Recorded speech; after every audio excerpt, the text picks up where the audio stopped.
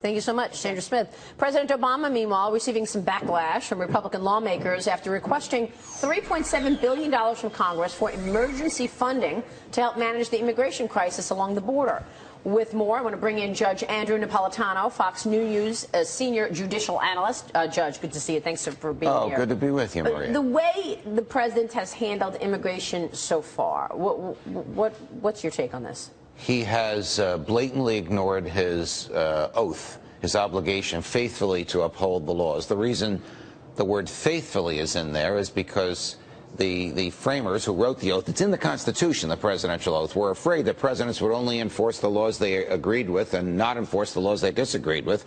And that's what President Obama has done. So when he said to the 11.7 million illegal immigrants in the country, do A, B, C, D, and E, and I won't deport you, he made up the A, B, C, D, and E. Wow. They're not bad things. They're good things. Yeah. Get a job, get a high school diploma or an equivalent, learn to speak English, get a Social Security number, pay taxes. But he can't change the law by telling people what to do in order to continue to disobey the law. Only the Congress can change the law. Fast forward 2 years later to the present.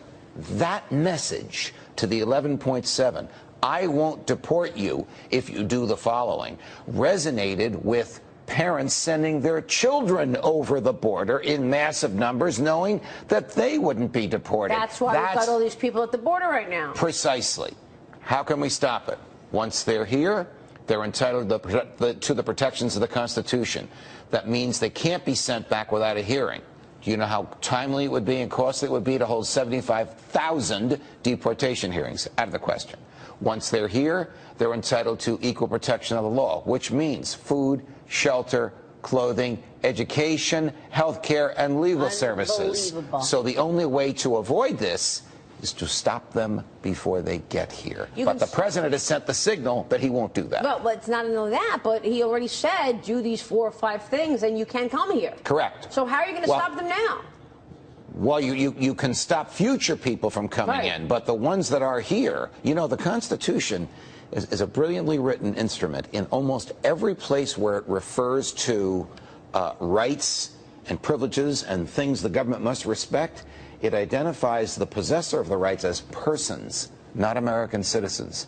That use of the word persons means the Constitution applies to whoever is here.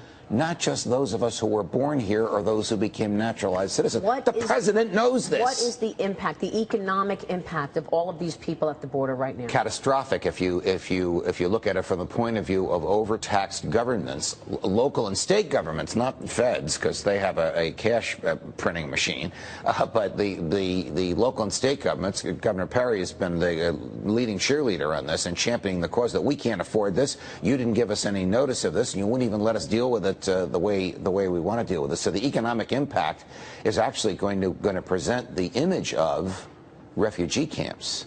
That's one of the reasons that the Obama administration will not even allow local members of Congress to go in and view these places with television cameras in tow. They don't want that image. So what was all that? 2 weeks ago, the president coming out and saying, "If Congress isn't going to do anything, I will." This is what he meant. He is trying to put, in my view, as much fire under the feet of Republicans in the House as he can. He is trying to create and foment and enhance this crisis in order to compel Republicans in the House to come to his side of the immigration debate. What happens now? How does this play out? Well, look, either we will have a significant change in the immigration law. You know, the last time we had an amnesty, you know who the left-wing pinko president was?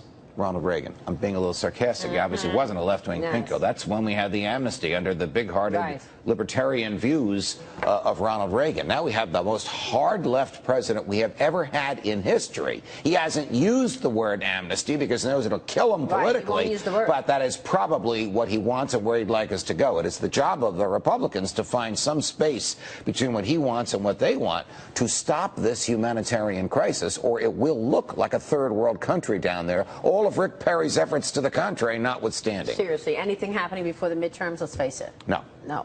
Well, what will happen in the before the next presidential election? What will happen before the midterms is the Democrats' popularity will continue to go down.